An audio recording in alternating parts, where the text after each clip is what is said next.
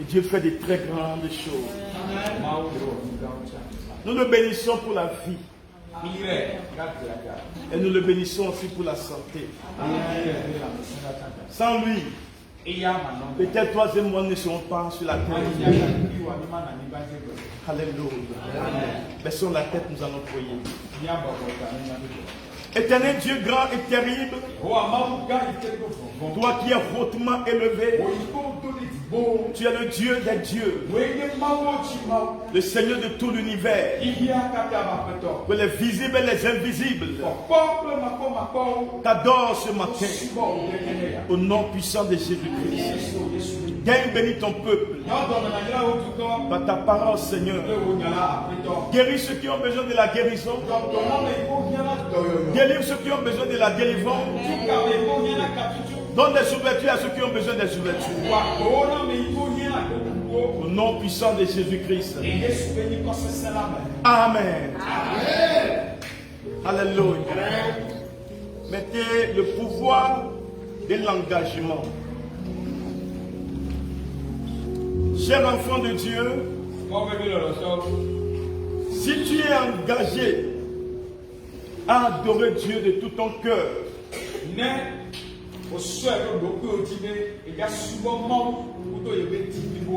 si tu es engagé à faire quelque chose dans la vie, tu verras que Dieu t'aidera à aller jusqu'à l'accomplissement.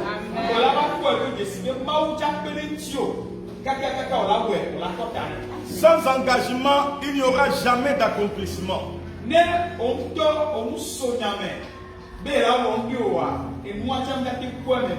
Un autre mot pour dire engagement dans ce contexte est travail dur. Ou la diligence. Praise the living God. Et comme je vous le disais l'autre fois, ça fait banalement deux semaines par là. Un monsieur était venu me voir. Et on lui doit 80 millions. Et il a travaillé pour un Libanais. Et le Libanais a refusé de payer. Et il est parti voir les gens avec des pots de vin. Alors, on a le jugement était en faveur du Libanais. Et ils ont ramené ça au deuxième instance. Et quelqu'un lui a dit qu'il va l'amener chez moi, un pasteur. Il va l'amener chez son père. Et j'étais là, ils étaient arrivés. C'est un grand entrepreneur. Et je lui ai dit, cette fois-ci, tu vas gagner le procès. Amen.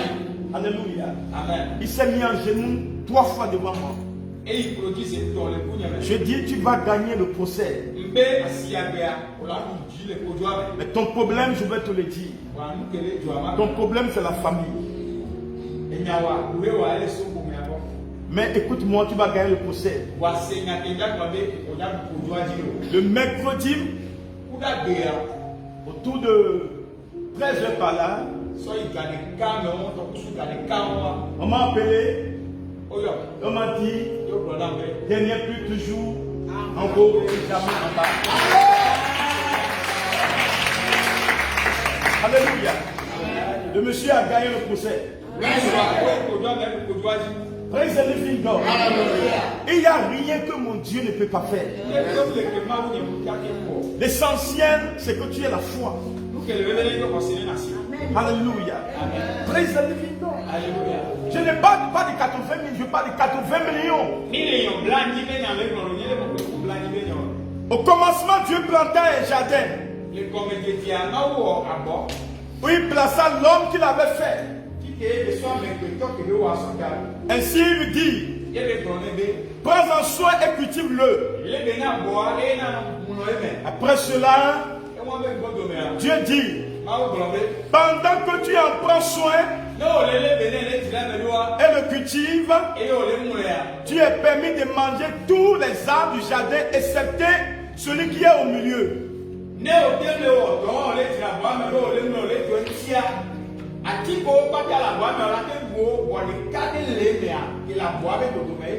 Dis Seigneur, délivre-moi du danger. Dieu donna d'abord à l'homme le travail avant de lui montrer ce qu'il devait manger.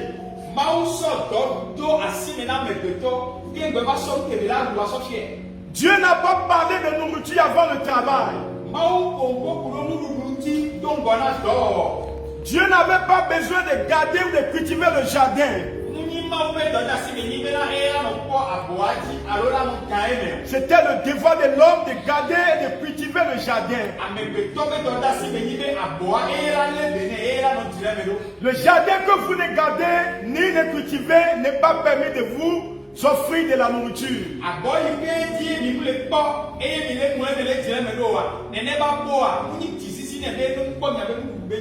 Vous n'aurez pas une nation développée sans des citoyens productifs.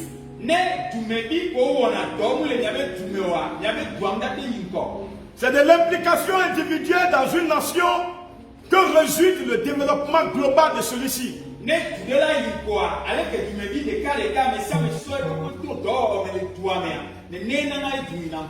D'où je viens, il est dit que quand vous avez un homme riche au milieu de 6 hommes pauvres, vous avez 7 hommes pauvres au total.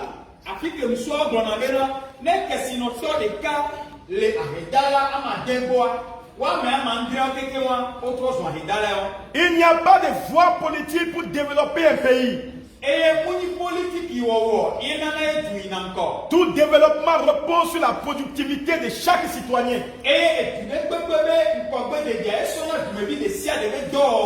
Un pays où seulement 1 million sur 5 de sa population travaille ne peut pas prospérer.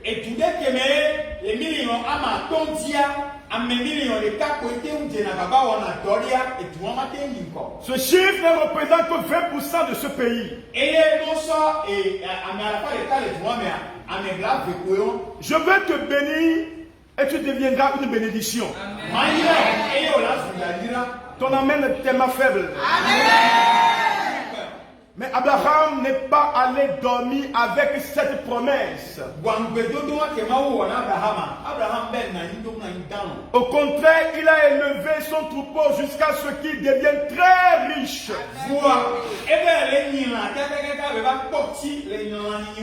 Je prophétise, toi aussi tu deviendras très riche.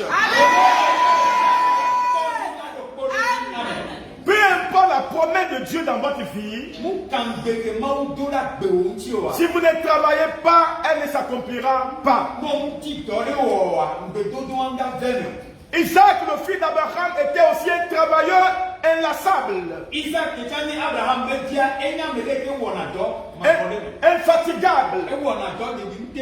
Il continuait à creuser des puits. Malgré l'opposition, mieux encore, il sema pendant la pire des sécheresses et devait si prospère que les Philistins lui portaient envie.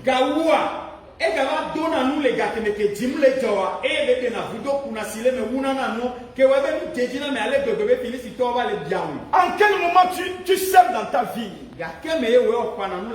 Celui qui sème le maïs, ça récolte quoi? Celui qui sème l'igname récolte quoi? Alléluia. Amen. Praise the living God. Alléluia. Celui qui sème le chat aura quoi? Alléluia. Donc celui qui sème la parole aura quoi? Voilà le pourquoi Dieu a semé la parole, parce que Dieu veut que nous soyons la parole. Et quand tu seras la parole, tu seras un Dieu sur la terre. Praise the Lord. Parce que toute chose obéit à la parole. Alléluia. Quand tu connais la parole appropriée à un problème, tu auras la solution certainement. Isaac n'a pas prospéré sur la plateforme de la richesse de son père.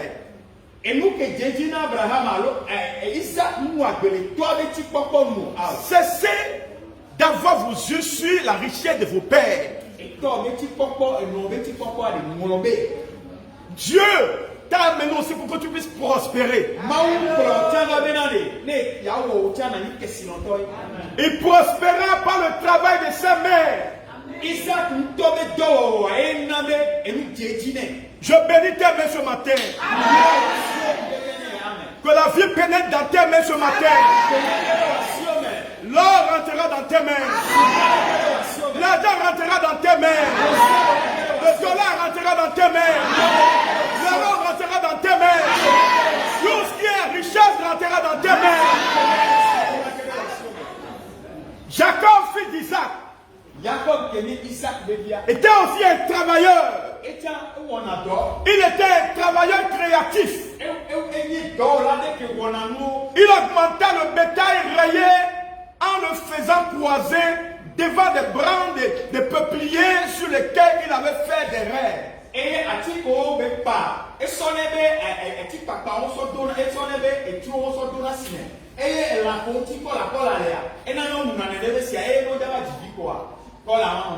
Jacob fut le premier scientifique vétérinaire.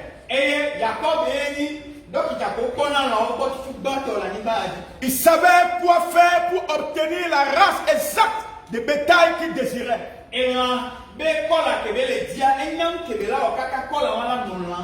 Abraham était un travailleur acharné.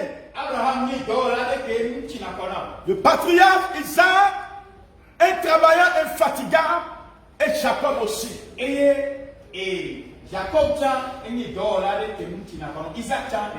Jacob était un travailleur inventif. Alors, si vous étudiez l'éthique du travail des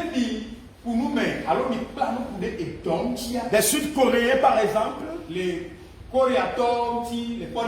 vous ne serez pas surpris qu'ils soient aujourd'hui la 13e nation industrialisée du monde. Ils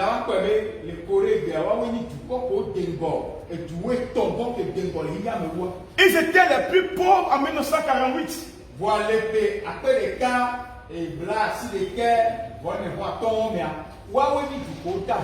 Puis le peuple soudain devint plus responsable. Nous avons assez, mais nous manquons de diligence.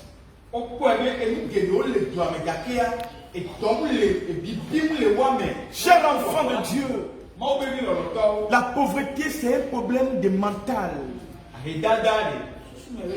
On peut mettre des millions dans ta main, mais quand tu n'as pas de productivité dans tes pensées, tu ne peux pas réussir.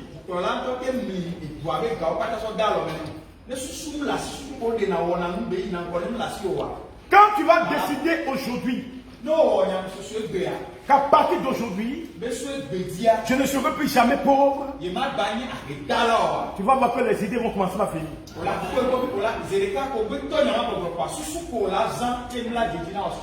Et cette parole permet à Dieu de pouvoir agir dans ta vie. Écoute-moi, la réussite dépend de la langue. Le plus riche du Burkina Faso était un vendeur de cola.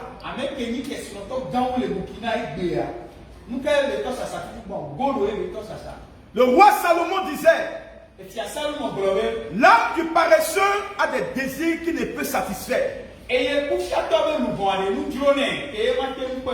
Dans Proverbe 13, verset 4. Donc vos vrais désirs sont communiqués dans la prière.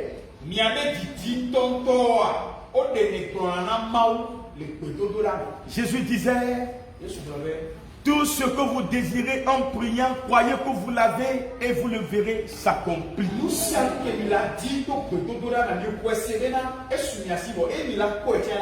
Dans Marc 11, le verset 24. Il y a un temps pour toutes choses. Il y a un temps pour prier et un temps pour travailler. Il y a même un temps pour regarder des programmes chrétiens à la télé.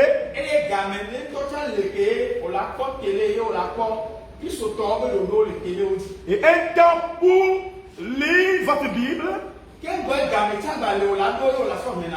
Il y a un temps pour toutes choses. Alors ne perdez pas tout votre temps, 5 heures de temps à Arsenal.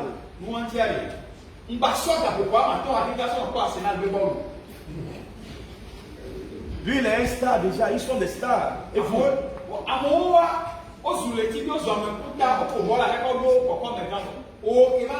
Quelqu'un qui a gagné quelque part grassement des millions, toi tu en es critiqué ici en Afrique.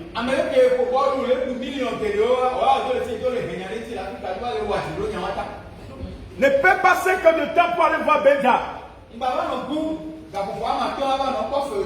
Parce que lui, il a déjà gagné son argent. Alors toi aussi fais quelque chose pour qu'on puisse te voir. Dis à celui qui est à côté de toi, toi aussi fais quelque chose pour qu'on puisse te voir.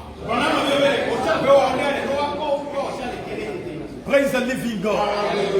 Il y a un temps pour toutes choses. Le travail n'est pas une malédiction. C'est le canal désigné par Dieu pour vous bénir.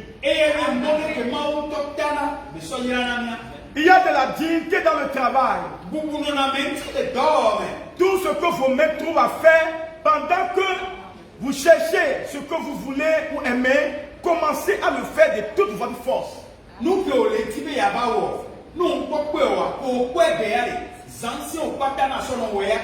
Et ce que vous cherchez, vous le rencontrerez dans ce processus.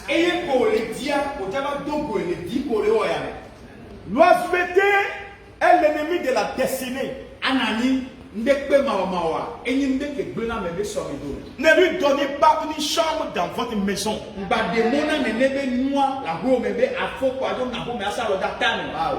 Ne vous êtes-vous jamais demandé pourquoi beaucoup de donateurs n'ont pas expérimenté un changement de position?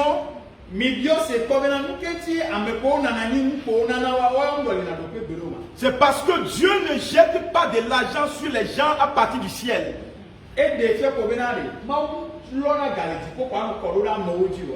Il fait prospérer le travail de leurs mains afin de récompenser leur position dans l'alliance.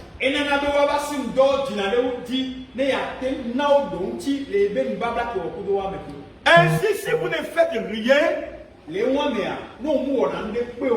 n'y a pas un canal par lequel Dieu peut vous récompenser.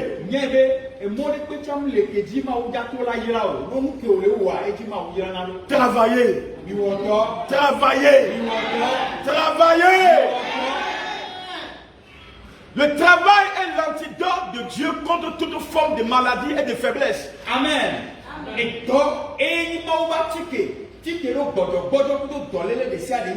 Le corps physique peut être comparé à un immeuble. Et tout bâtiment non utilisé ou abandonné se détériore.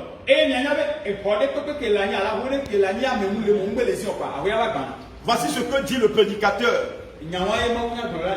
À cause de la paresse, la charpente s'affaisse. Et à cause des mains lâches, la maison a des gouttières. Ecclésiaste 10, le verset 18. Le travail est la devise de Dieu pour une vie saine et forte.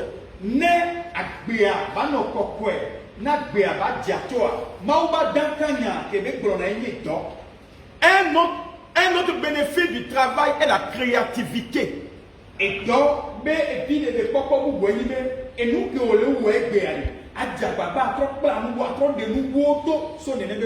Vous ne pouvez pas être engagé sans être créatif. Et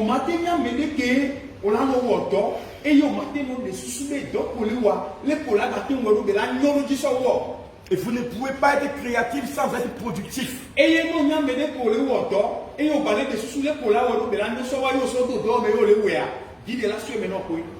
Vous ne pouvez pas être productif et ne pas être un homme de succès. Et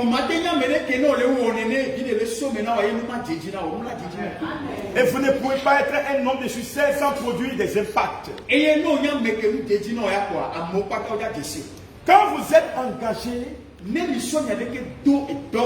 vous devenez naturellement créatif. C'est la pratique qui engendre la perfection. Quand vous êtes engagé, des idées courent pour rehausser votre approche sur le travail. Je ne vois pas le travail comme une punition, mais comme un polissage. Je le vois comme un moyen divin pour polir ma vie.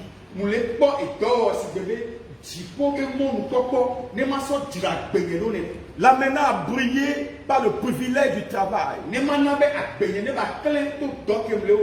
Alléluia. Amen. Quand j'avais commencé à me préparer depuis hier, c'est 4h30 que j'avais fini. Oui. Il faut travailler. Alléluia. Le président de l'un des plus importants groupes industriels du monde a dit: vous ne pouvez pas vous investir dans votre travail et ne pas être un homme de succès.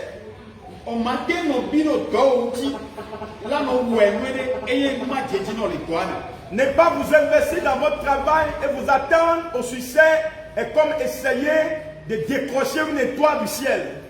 Il est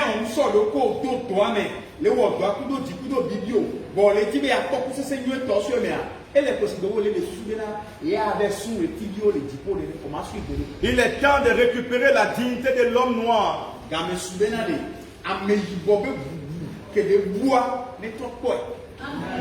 Il est temps de rebâtir nos vies. Il est temps de rebâtir nos nations. Il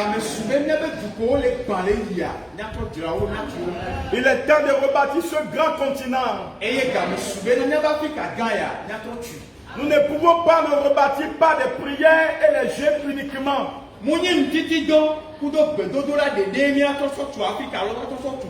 Encore moins en lisant la Bible. Quand vous commencez à travailler, vos enfants vous imitent. Et leurs propres enfants s'en inspirent, et avant de vous rendre compte, vous aurez un continent en mutation, une génération responsable.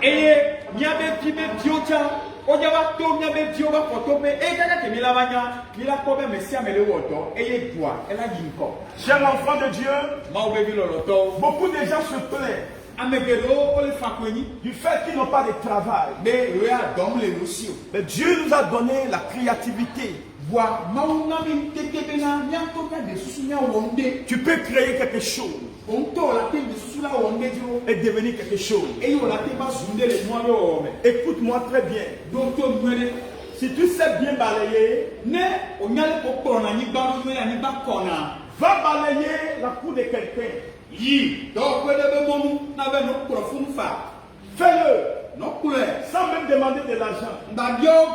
Un jour, on cherchera à savoir qui vient balayer ici. Et l'argent viendra par là. C'est le service qui amène l'argent. Quand tu cours derrière l'argent, tu n'auras jamais l'argent. Mais quand tu sais les gens, l'argent va courir vers toi.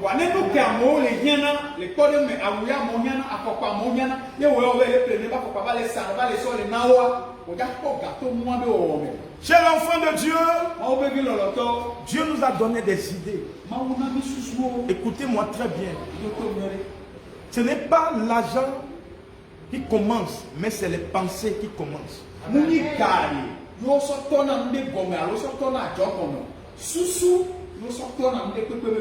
Tu peux commencer une affaire sans avoir un franc dans la poche, mais quand tu as des idées, tu peux commencer une affaire.